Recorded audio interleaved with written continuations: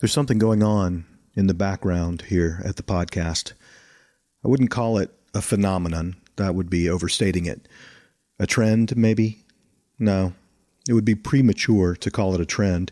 It's a stirring, but it has so much potential, like a clump of snow falling from a pine bough on the side of a mountain. It just might turn into an avalanche. Maybe. Who knows? Let me explain. Back in episode 74, we introduced you to a Canadian engineer named Allan Danroth, who has somehow become a close confidant of a Vietnam veteran nearly 3 decades his senior. The veteran's name is Alfred Koch, and as their unlikely friendship grew, Allan started making audio recordings of their conversations. In more than 10 hours of audio, Dr. Koch provides an oral history of his service, which includes 730 days in Vietnam, multiple combat injuries, and some serious decorations. We used a few minutes out of those 10 hours in episode 74, which was really about the healing power of just being interested. And at the end of the episode, I said this. It's pretty unusual, I found, for a Vietnam veteran to open up about his experience to anyone but another Vietnam veteran, or maybe a therapist. I consider it a small miracle when one of them agrees to share his experience with me, and I do this for a living. But if Allan Danroth can do it, maybe you can too.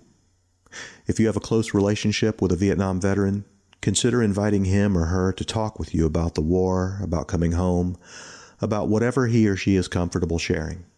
Don't push too hard. Just be a buddy and seem interested. You might be surprised how much healing starts with listening. Just listen. Since we published that episode, we've heard from a few listeners who intend to follow Allan's example, recording conversations and interviews with the veterans in their lives in hopes of honoring their service and sacrifice and providing some measure of healing. And while I don't want to jinx it, I can tell you that we have more than one that are likely to come through in the next several weeks. Just a little spark here and a little spark there, but hey, isn't that how fires get built? To pour a little gas on it, and to keep a promise we made in episode 74, in this episode, we'll bring you more of the conversation between Allan Danroth and Dr. Alfred Koch. Stick around.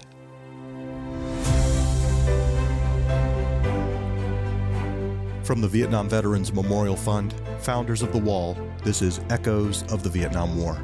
I'm your host, Michael Crone, bringing you stories of service, sacrifice, and healing from people who still feel the impact of that conflict more than 50 years later.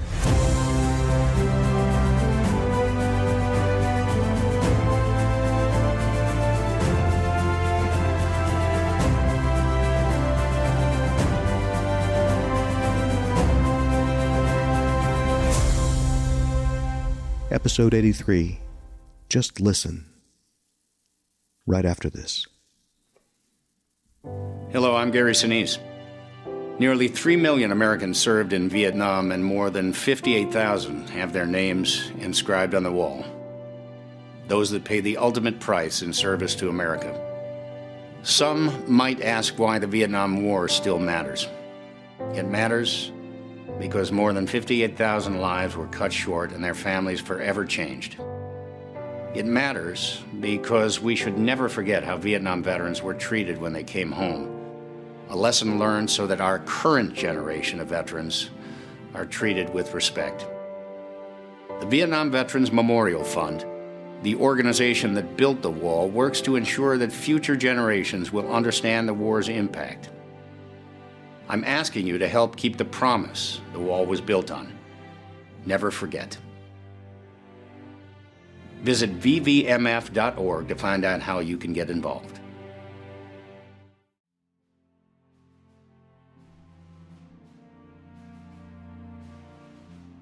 Let's talk about the wall for a minute. It is widely considered to be the memorial that changed memorials forever. Its design invites a level of engagement, of introspection, of reverence that no fountain, no statue of a cannon or a man on a horse could ever match. The volunteers who work there often talk about wall magic, that unexpected, often spiritual connection or discovery that happens when you visit the Vietnam Veterans Memorial. It's one of the reasons why the wall's design has inspired so many other memorials around the world. Of course, there is one little problem with the wall's design. 140 panels of polished black granite aren't exactly portable. So, unless you can get yourself to Washington, D.C., how are you supposed to experience wall magic for yourself? Well, guess what? We already thought of that. In 1996, VVMF unveiled an exact replica of the wall that could be packed into an 18-wheeler and hauled to cities and towns all across America. Since then, the wall that heals has been displayed in nearly 700 communities throughout the nation, spreading the healing legacy of the Vietnam Veterans Memorial to millions of visitors. Sure, there are other versions of the wall that travel around the country, but the wall that heals is the only one that is an exact replica of the one in Washington, created and maintained by the same organization that built the wall in the first place. And not only that, the wall that heals is accompanied and curated by VVMF employees who work with host communities to ensure that the experience is as close as possible to the real thing. And that includes wall magic. But you don't have to take my word for it. You can check out episode 15 of this podcast to learn what happens to people's hearts when this traveling exhibit rolls into a real-life American community. The Wall That Heals and the Mobile Education Center that travels with it will be in Ridgeville, South Carolina, October 17 through 20, and Hinesville, Georgia, October 24 through 27. To see the rest of this year's tour schedule and to learn how you can bring the Wall That Heals to your town, visit vvmf.org.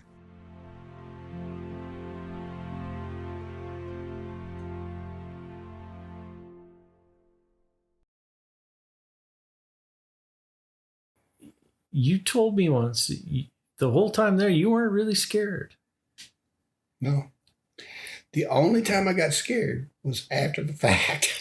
Yeah, sitting on the end of the helicopter. Like, holy shit, we could have gotten killed. I'm glad you brought that up because I want to talk about that for a little bit. When we went to Berlin or Vietnam, we were well trained. We used to play games about how do you defeat the enemy. And I never was, and I hate to say this, but I was never scared in Vietnam because I knew I wasn't going to get killed. Yeah. I knew I was going to get skinned up, beat up, as I said, banged up, busted up, but I wasn't going to die. And I knew that. I just knew it. And that's why when I became a company commander and we were out and the bullets were zinging through the treetops, I tried not to express any fear, and I never did.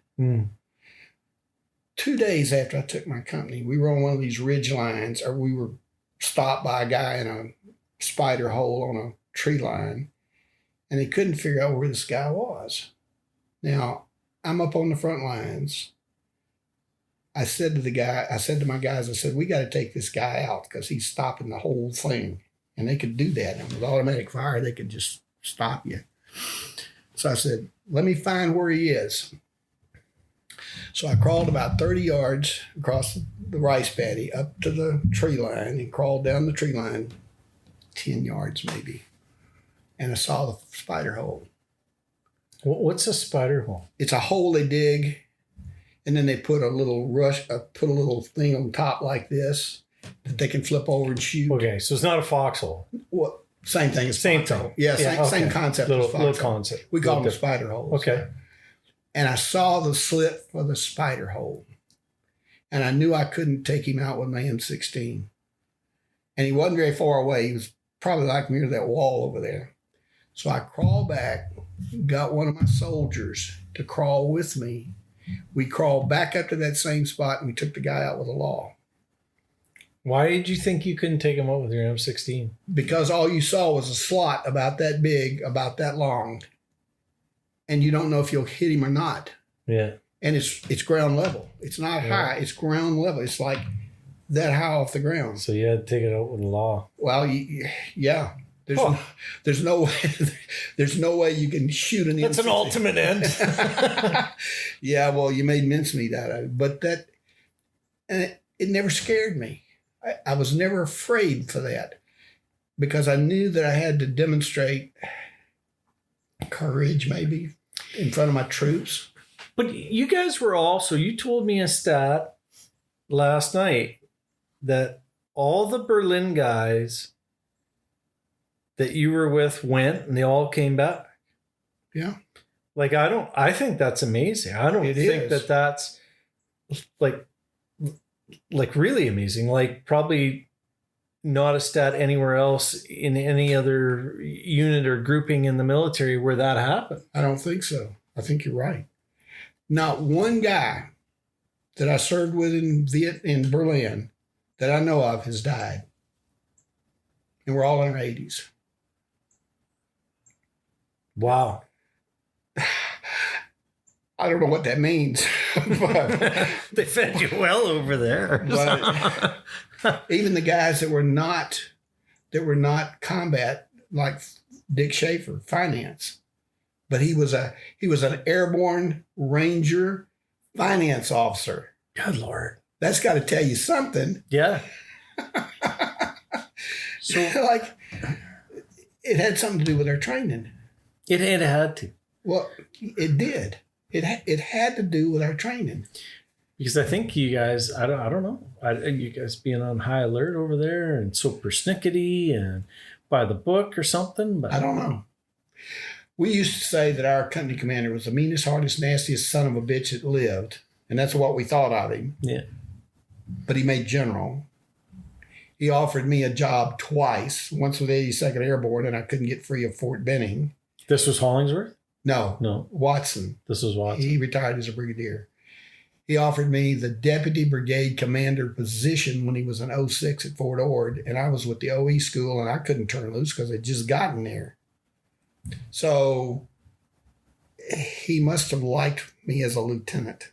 I mean, you don't offer those kind of jobs to people that you don't trust.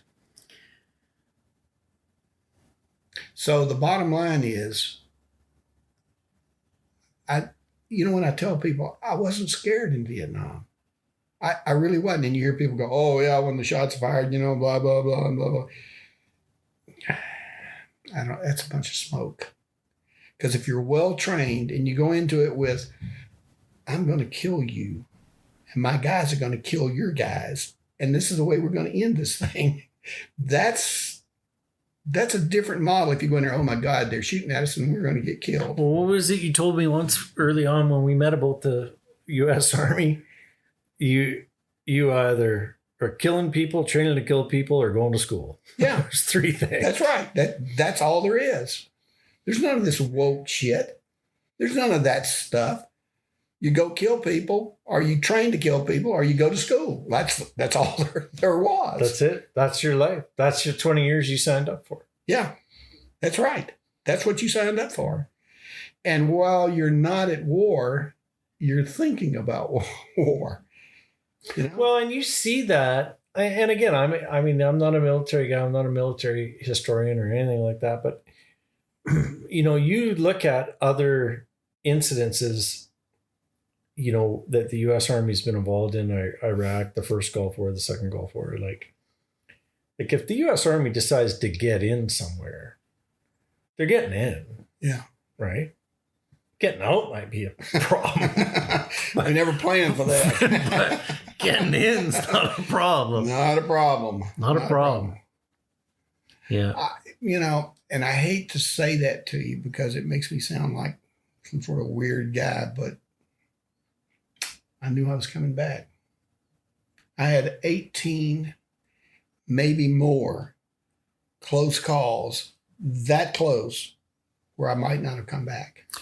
Well, we've talked, and let's see. I think we've identified at least 6 of them. So I think that if we really went through it, there's probably a lot more than 18. But yeah, there are. And so let me ask you a question, and before we get on to the second tour, because there's couple things I want to talk to you about, but all right. But one thing you mentioned at the TET, it was like out of a Oliver Stone movie. And Oh, yeah. So have you seen a lot of those movies? There's Platoon and Apocalypse Now and some of these other ones. Did any of them ever, were any of them ever accurate, realistic, resonate with you? We Were Soldiers. We Were Soldiers, the Mel Gibson one. Yeah. Yeah. Platoon was about my company, the 25th Division, but the scenes were all wrong. It was about a unit in the 25th Division. But we were never in those kind of environments. You saw the pictures of what we were in. Yeah. Nothing like what was in the movie. That movie, no. The only one I've ever seen that I would put my finger on and say, this is the way it really happened, was We Were Soldiers. Hmm. Interestingly enough, that house that he lived in at Fort Benning, that was my house. Come on. No, it was. Wow. When I was a major, that was my house. Wow. Yeah. Yep. And there's a whole story about me being a major living in colonel's quarters and all that. I'll tell you that sometime. But like, that's a whole different story. But so we get to the second tour, and there's two big stories that I remember, but walk me through. The second tour is you're in 69. Yeah. Do you remember when? I can back up the dates and tell you exactly. I would have rotated home in the end of September 70. Yeah. So back that up 12 months. September 69. Now I came home early because my birthday was the 8th, and I had a sergeant who had a friend up in whatever, and he got me a 12-day drop or something like that so I could come home on my birthday. I came home on my birthday, 1970. Okay. So add 12 days to that and then back it up a year, and that's when I went. Okay. So you go over there, and what are you doing this time? I'm a district senior advisor. And what's that mean? A district is the same equivalent metaphorically as, say, a state. And a district is like a county in that state. That's the best equivalent that I can give you. I was an advisor to the county mayor, if you will, the senior dude in the county. Now, he always happened to be a military guy because they were all military. So I would go over there and advise him on shit like how to build an outpost. And by this time you're a major. No, I was a captain. You're a captain still. But I went over there as a captain, and I knew I was going to be a major soon because a major's list was out. And I was a major promotable, which meant I was 3 years ahead of my contemporaries. And I kept watching the promotion list. And I calculated when I should get promoted. Like, I'm supposed to get promoted on Tuesday. Right. Okay, so I marched down to province headquarters, knock on the door and say, time to pin them on. They go, oh, okay. So they pinned my leads on.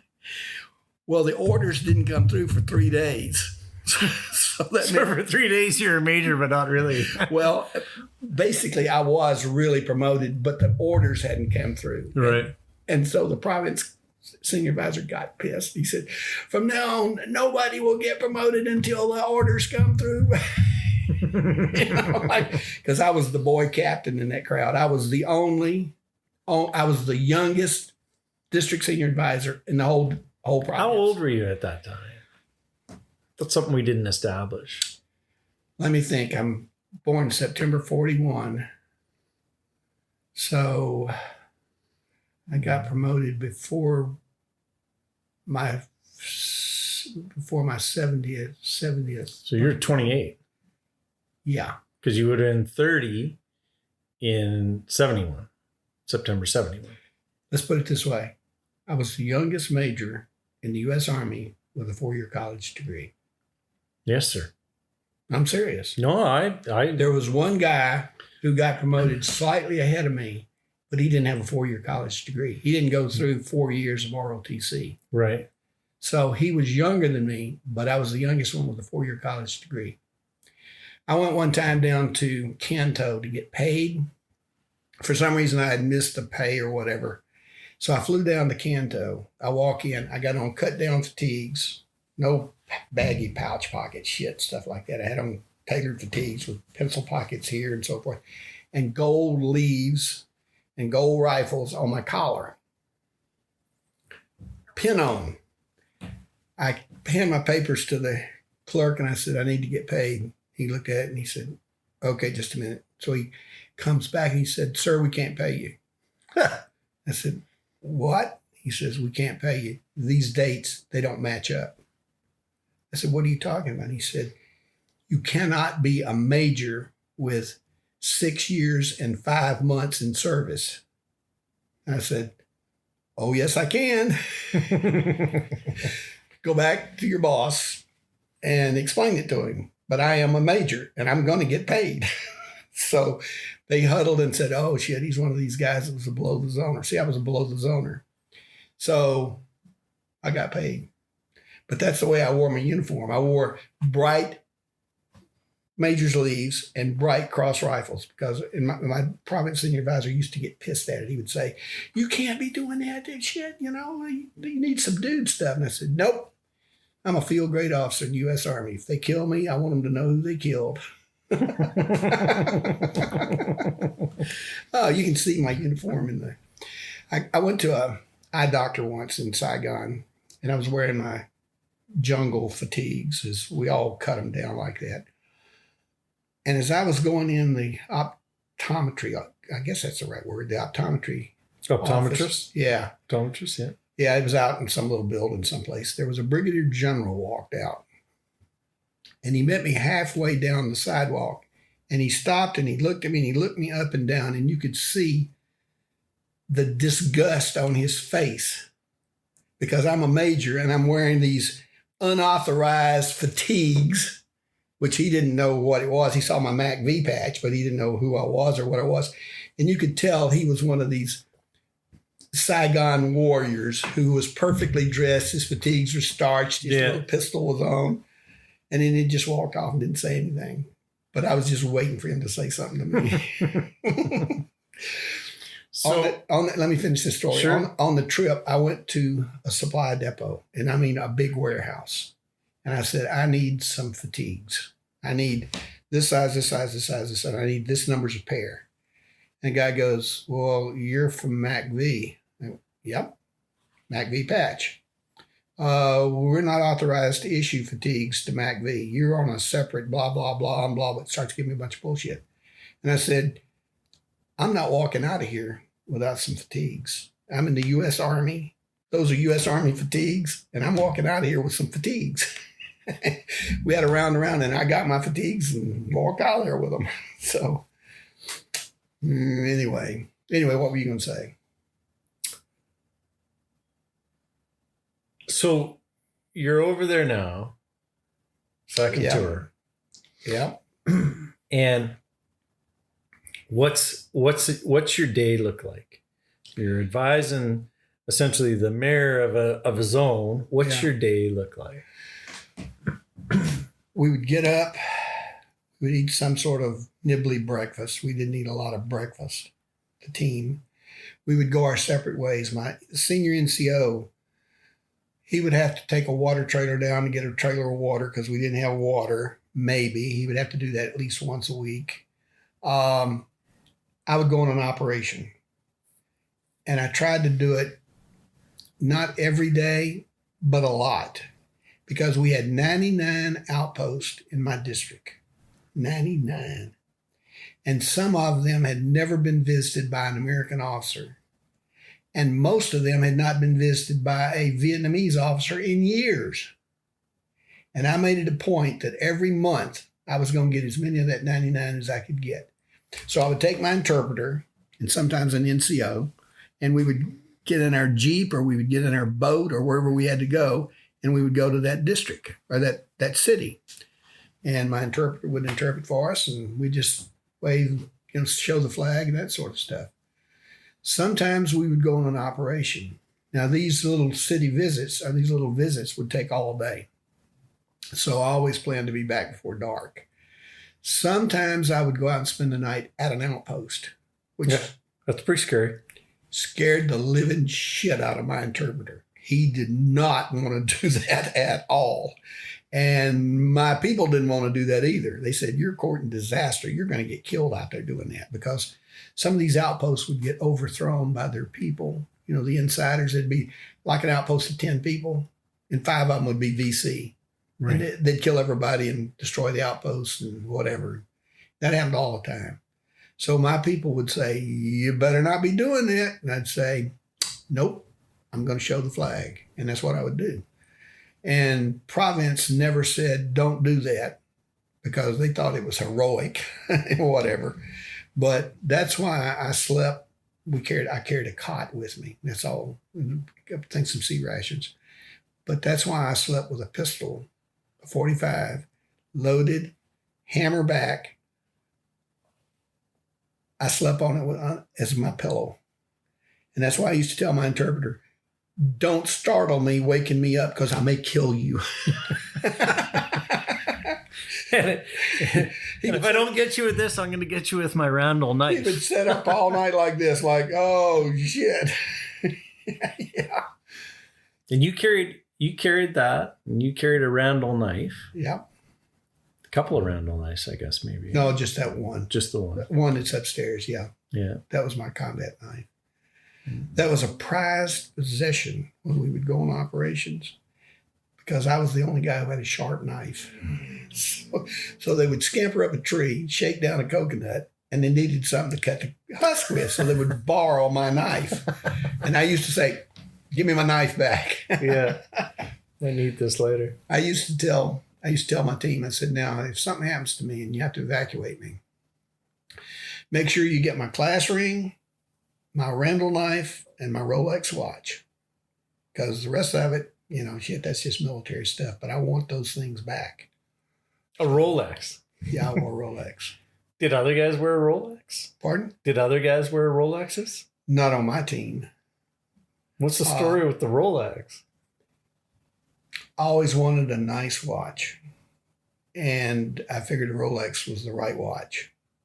So that's what I bought while I was over there. I paid $125 for it, which was an enormous sum. But that's a watch I wore until 10 years ago. Where'd you buy? At a PX. At a PX? A PX, yeah. There was a little damnedest place you've ever seen. Between my compound down in South Vietnam and Saigon, there was a little compound about the size of my yard that had a PX. And they had Rolex watches. Legitimate Rolex watches. Wow. And I stopped there and bought one time. I knew it was there, so I bought one. And what's the story on the Randall knife? Where'd you get the Randall knife? How'd you get a Randall knife? So if people don't know, we looked it up. Yeah. Basically, the wait list for a Randall knife now is about 6 years. Is that right? I think it's 5 or 6 years. You and I looked it up, and it was pay now and get that thing way off in the distance. The story on a Randall knife, I've always been fascinated by fighting knives and hunting knives. Not folding. I don't like pocket knives. I don't give a shit about a pocket knife. From the time I was a little kid. So when I got ready to go to Vietnam, I sent Randall a design for a knife, because he was the number one knife maker in the United States, and I knew that. I sent him a design, and he said, nice design, really like it, can't make it, I'm far behind. Now you can pick from these models. So I picked from the model and got the model that I asked for, but it took a year's wait. So I went to Vietnam on my first tour carrying a, I can't think of the name of it now, but I've still got the knife. But I was waiting for my Randall. So my Randall came while I was in the advanced course. That was a year later. So I waited probably 14 or 15 months for it. And then I carried it when I went to Vietnam. Did the Army train you in the use of knives? Yeah. Yeah. It's light training. It wasn't shit. A security guard tried to take my knife away from me. I was getting on the plane to come home from my second tour, and I got my briefcase. I'm carrying, now this is what's funny. I'm carrying 2 guns in their case. Yeah. A pistol and a rifle. And I got my camera and my Randall knife in my briefcase. Going to the from the gate to the airplane was like a 40-yard walk. And there was a guard in between, and they were checking people. Bullshit check. Get there, open your briefcase, flip it open. He said, "You can't take that knife on board." And I said, "Oh, really?" He said, "No, can't take it." I closed my briefcase, and I said, "Oh, yes, I can." Walked on past and got on the airplane and brought it home. Now you would go to jail for doing that. You cannot carry a knife on board like that. No, you can't do it. You can't. I carried those 2 guns in the overhead rack on my airplanes to San Francisco, and from San Francisco to Baton Rouge, right up there. That's hilarious. But that's how I carried my Randall knife, because I wasn't about to let that Randall knife get away. And then when I got home, I bought the other knives. So you're in touring these outposts, Okay. sleeping with a 45 behind your neck, Mm-hmm. showing the flag. Now, there's 2 stories we haven't talked about.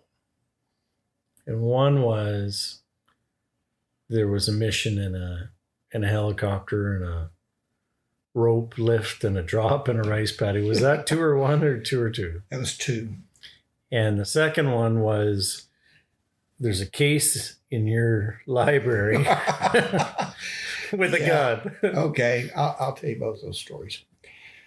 Start with the second one, with the pistol.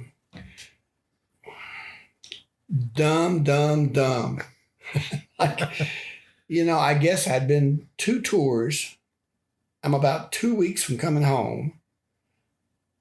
I've had great success. I've had lots of scrapes and beat ups and whatever, and I'm home free, So I stopped carrying a weapon with me when I would go on a mission.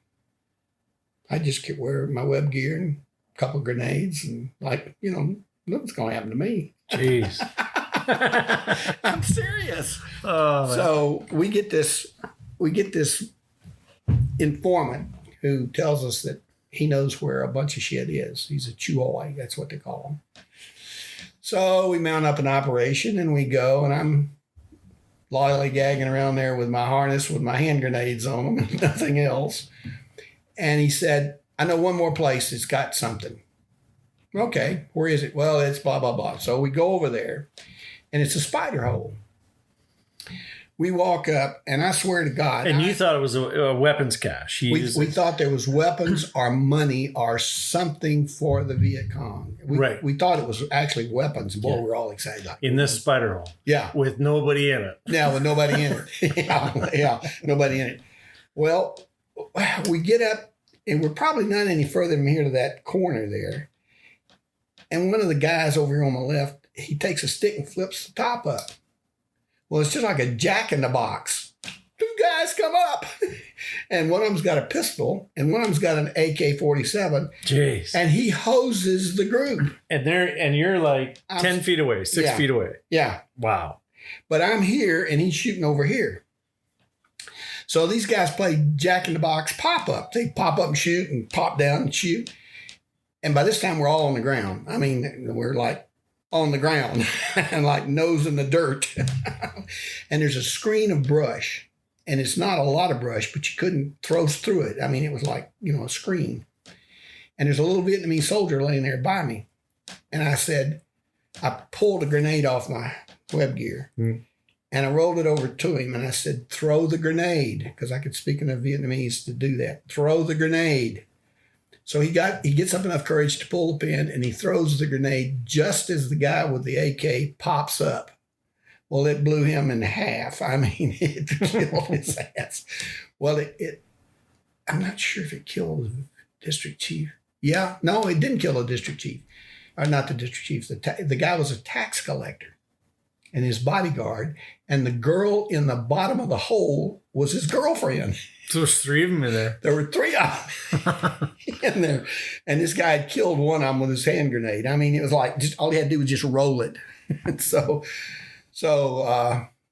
we pulled him out of the hole, and the guy had the AK, and it was full of blood and guts and shit, you know. So the tax collector had the pistol. So the Vietnamese, all the shit, they swarmed it. That bundle of money, it lasted like fucking snowball on a heat wave. Like, boom. Because no money's going to be turned in. So they took all the trophies. Okay, so we get back to the camp, and the next morning, a little soldier came on, and he brought the pistol, and he said, "District Chief, won't you have this trophy from yesterday?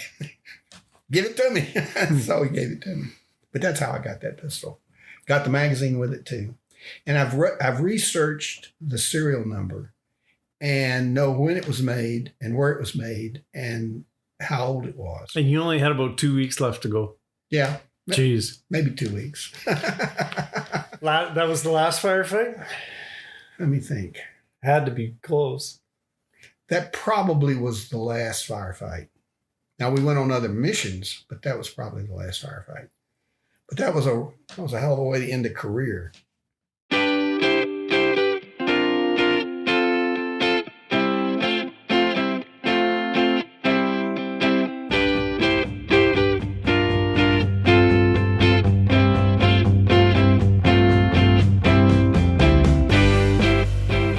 Our thanks again to Allan Danroth and Alfred Koch for sharing their conversations with us, and perhaps more importantly, for starting the avalanche.